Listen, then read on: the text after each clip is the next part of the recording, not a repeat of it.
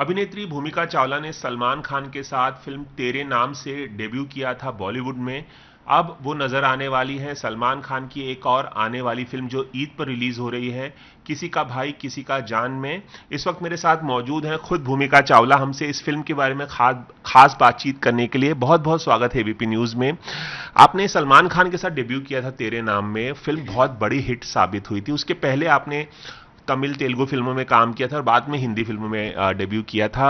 लगभग 20 साल हो चुके हैं जब आपकी पहली फिल्म सलमान खान के साथ आई थी।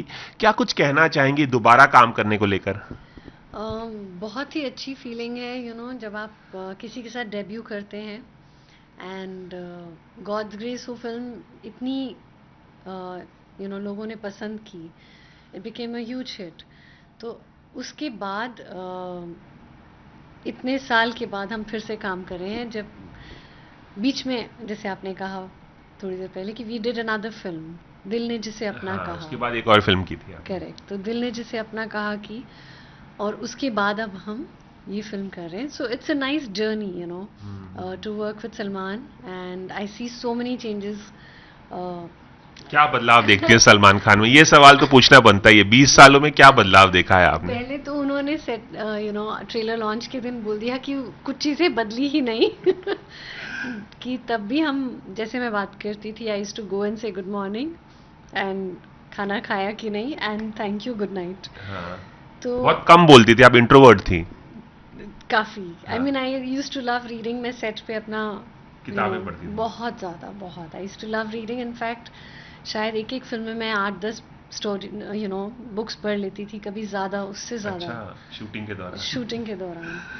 So it was a good experience वापस, एंड काफ़ी बदलाव है क्योंकि उनकी खुद की प्रोडक्शन है। ऑल्सो एज एन एक्टर हम लोग सब बदलते हैं, as a human being, as an actor experience और हो जाता है, तो आई see that change.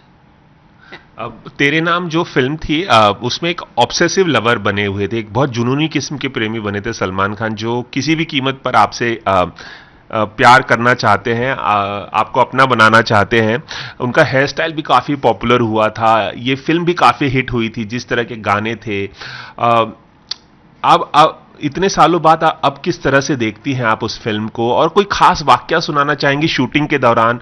Salman Khan के साथ आप काम, आपने बताया कि बहुत कम आप बात करती थी, लेकिन क्या इंटिमिडेटिंग लगता था उनका प्रेजेंस जो है? काफी घबराती थी आप, नर्वस होती थी, या कोई खास वाकया आप सुनाना चाहेंगे? नहीं, ऐसा कुछ नहीं था, मतलब एज एन एक्टर मुझे नर्वसनेस नहीं होती थी, या उनके साथ सीन करने में भी ऐसा नहीं लगता था कि मुझे नर्वसनेस हो रही है, बिकॉज मैं पहले शुरुआत साउथ में कर चुकी थी। हाँ। तो थोड़ा एक्सपीरियंस था मुझे तेलुगु तमिल फिल्म्स करने का। लेकिन और इंटिमिडेटिंग भी ऐसा नहीं कभी मुझे लगा, कभी भी। प्रैंक्स वगैरह करते थे वो आप हाँ, पर? उस टाइम पे तो मुझे याद है वो बहुत ही जो यूथफुल नॉटीनेस होती है, प्रैंक्स करना, वो थोड़ा बहुत था उनका तब, काफ़ी। कुछ खास प्रैंक आप पुल किया उन्होंने आप पर? नहीं, मेरे ऊपर नहीं, बट हम लोग वो जो एक सीन कर रहे थे जिसमें स्टेज पे मैं कविता बोलने जाती हूँ और हाँ। रसगुल्ला का जो है, हाँ। And he was sitting in the audience, and जब कितनी बार होता था वो कुछ ऐसा ही कुछ बोल जाते थे बीच में। अच्छा। तो सीन के दौरान ही मुझे, I used to be stumped कि ये क्या हो रहा है अच्छा। बट अभी इतने टाइम के बाद अब मैंने वो चीज़ नहीं देखी उनमें। अच्छा, अब प्रैंक्स नहीं करते आप नहीं, पर? नहीं, अभी मैंने देखा कि काफ़ी चेंज्ड है, जैसे कि? मतलब अभी I think he is more serious with his things. That time he was more funny, playful. playful. I think 30s में होता है वो मस्ती करना, हाँ। खेलना, I feel that. But otherwise, yes, so wonderful to work with him now because, as a person also, I feel he's matured a lot. अच्छा, ये बताइए भूमिका, इस फिल्म में आपका जो किरदार है वो वेंकटेश की पत्नी का शायद है किरदार, और सलमान की आप भाभी बनी। पहले आप उनकी हीरोइन बनी थी 2 फिल्मों में, और इसमें भाभी बनी है, तो इसके बारे में क्या कहना चाहेंगी? रिश्ते 20 सालों में बदल गए हैं काफी फिल्मी तौर पर भी आई नो, फिल्मी तौर पर बदल गए हैं। ऐसा होता है कि you know as an actor I am playing a character, तो आप कभी हीरोइन करते हैं, कभी आप कुछ और, as a bhabhi I am playing his character actor roles. लेकिन मुझे जो चीज़ सरप्राइज करती है कि actors continue to do what they are doing, 30s 40s 50s में भी वो वैसे ही चल रहे हैं। And for female actors I think it changes. So ये बात शायद industry has to change more than audience. Industry change होगी तो ऑडियंस चेंज होगी, वो एक्सेप्ट करेगी। तो ये लोगों का नजरिया है कि वो 50 50 55 साल के हीरो को भी एक्सेप्ट करती है एज अ हीरो, लेकिन हीरोइन को जल्दी उतना एक्सेप्टेंस नहीं मिलता 30 35 क्रॉस करने के बाद, इसलिए वो कैरेक्टर आर्टिस्ट कैरेक्टर रोल करने पड़ते हैं अलग अलग मेन हीरोइन के अलावा। अब देखिए ओटीटी में तो चेंज आ गया है। अगर आप देखिए काफ़ी अच्छा कंटेंट आ रहा है जहाँ पर जो सीनियर फीमेल एक्टर्स हैं उनके लिए लिखी जा रही हैं स्क्रिप्ट्स। बट जहाँ फिल्म कमर्शियल फिल्म की बात आती है, वहाँ अब भी यही एक थॉट प्रोसेस चल रहा है for producers and for directors कि एक्टर्स वही करेंगे और female actors will change to transcend to characters. ये एक चेंज आना ज़रूरी है मुझे लगता है कि अगर even I think a female lead जो 20 साल पहले कर रहे थे, अगर वो कर सकते हैं तो according to the script I think even 30s 40s में फीमेल लीड भी कर सकती हैं एक्ट। तो लोगों का नजरिया बदलना जरूरी है और साथ साथ जो मेकर्स हैं उनका नजरिया भी बदलना जरूरी है। आई थिंक मेकर्स का नजरिया बदलना जरूरी है। लेकिन ऑडियंस एक्सेप्टेंस भी तो होनी चाहिए। ऑडियंस क्यों नहीं एक्सेप्ट करेगी?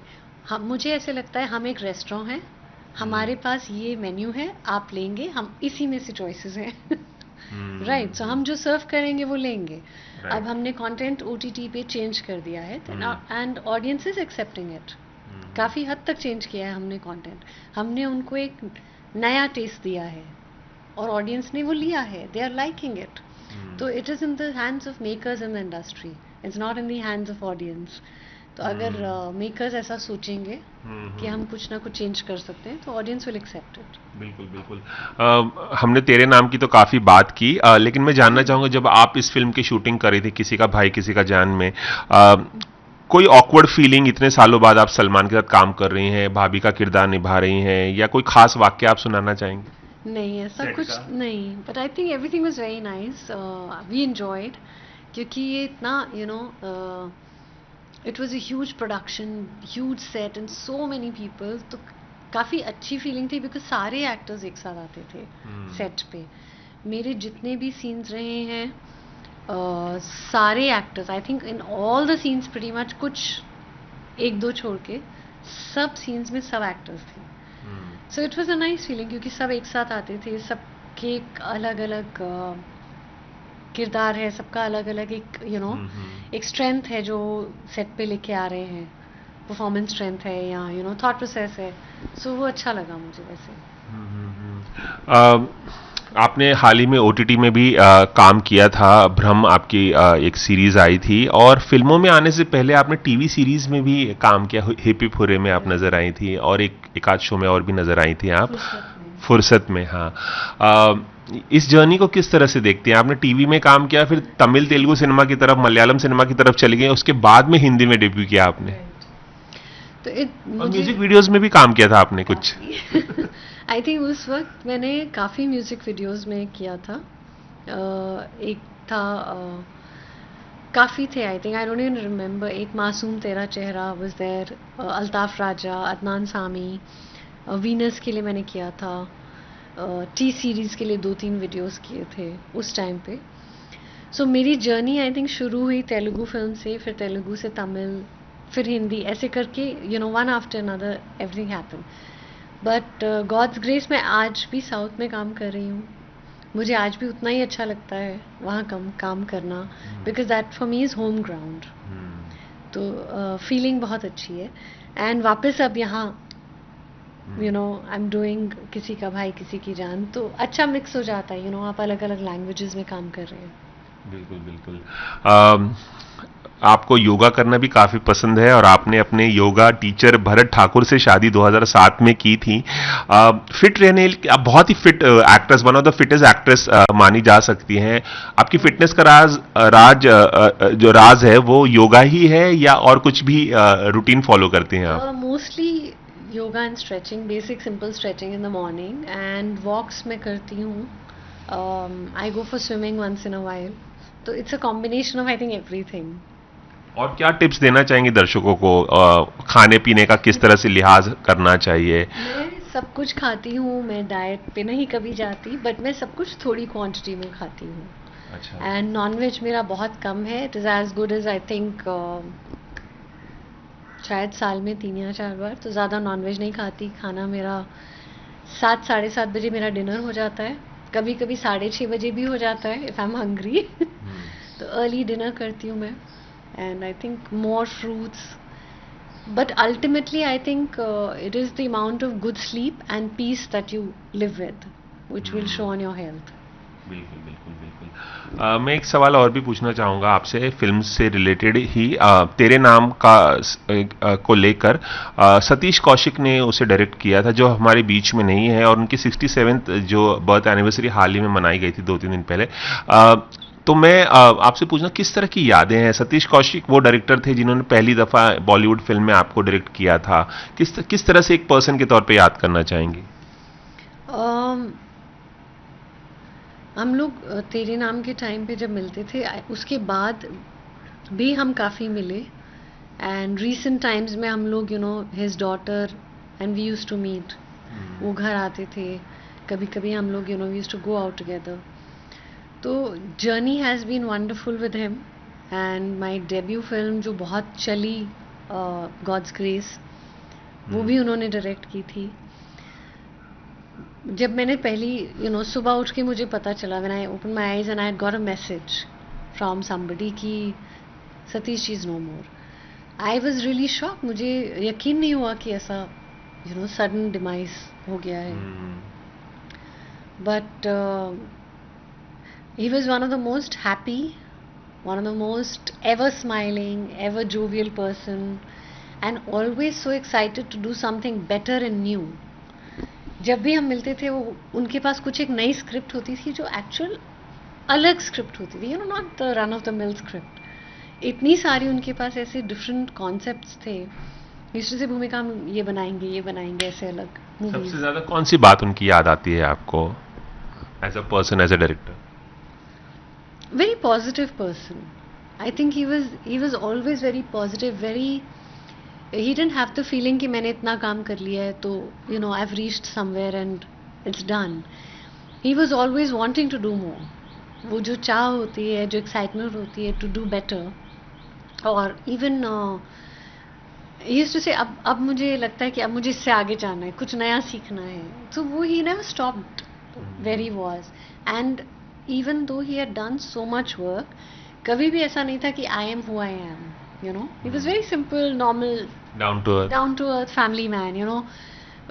अपनी बेटी की बात करना, स्कूल में क्या हो रहा है वो बात करना, या वो स्केटिंग कर रही है, या वो अभी she's done something. He was always very normal, family person. किसी का भाई किसी की जान में भी एक छोटा सा किरदार है, हमने सुना है.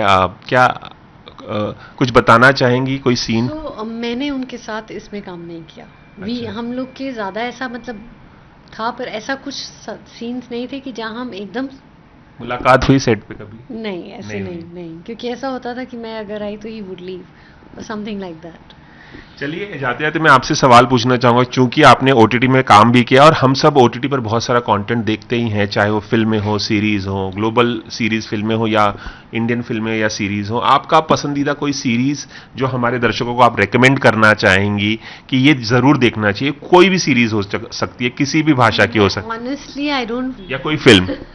मुझे उतना वक्त नहीं मिलता देखने के लिए ज़्यादा. बट रिसेंटली एक मैंने शेफाली जी की मूवी देखी थी, I think I am forgetting the name, where she plays a chef और a cook, and I am totally forgetting the name. It was very nice. And उससे पहले मैंने मसाबा देखी थी. आई स्टार्टेड राना नायडू, पर वो मैंने अनफॉर्चुनेटली मैं देख नहीं पाई. तो मैंने ज़्यादा अभी actually I don't get time to watch with the little one. चलिए, और कुछ साउथ की कोई सीरीज या मूवी कोई रेकमेंड करना चाहेंगे आप? लाइक आई सेड मैं बहुत कम देखती हूँ. I should be watching more but I don't get time. चलिए जाते जाते ये भी बता दिए कि हिंदी में और कौन से प्रोजेक्ट्स आने वाले हैं, क्या कुछ करने वाली, चाहे ओटीटी स्पेस हो या फिल्मों की अभी बात? फिलहाल किसी का भाई किसी की जान है. तमिल में एक मूवी है JR30 which is going to be officially named renamed soon. And एक तेलुगु वेब सीरीज है which I am starting in May end. So right now I'm kind of juggling between Chennai, Hyderabad and Bombay. लंबे समय तक इस बात की भी चर्चा थी कि तेरे नाम का सीक्वल बनना चाहिए. आपको लगता है बनना चाहिए या बन रही है? क्या स्टेटस है कुछ? मुझे बन रही है तो मुझे नहीं पता. I doubt. बननी चाहिए. I don't know. लोग चाहते हैं कि बननी चाहिए, लोगों को ऐसा लगता है. बट मुझे ऐसे लगता है कि अगर एक चीज़ बहुत सक्सेसफुल है तो जब तक आपको बहुत श्योरिटी नहीं है कि उसका जो सीक्वल आएगा वो उससे भी बेहतरीन होगा और ग्रिपिंग होगा, तो आप ना बनाए तो बेहतर है. अनलेस स्टोरी अच्छी होनी चाहिए, कुछ कहने के लिए होना चाहिए. करेक्ट. ताकि वो एक इंटरेस्ट बना रहे ऑडियंस का. वो if they are sitting for 2 hours उनको लगे कि हाँ ये उससे बेहतर है. सिर्फ कैश इन करने के लिए नहीं बनाना चाहिए आपका कहना. हाँ, मतलब तेरे नाम 1 and 2 नहीं होना चाहिए. Unless there is something very strong to continue the film, I think we should leave it there. तो आपकी बातों से लग रहा है कि नहीं बने तो अच्छा है. कल्ट फिल्म थी. चलिए एबीपी न्यूज़ से खास बातचीत करने के लिए भूमिका बहुत बहुत शुक्रिया. और आप सभी भाषाओं में अलग अलग फिल्मों में काम करती रहें और इसी तरह से लोगों का मनोरंजन करती रहें. यही हमारी शुभकामना. Thank you so much. Thank you. Cameraman Ravi Panchal के साथ रवि जैन, एबीपी न्यूज़, मुंबई.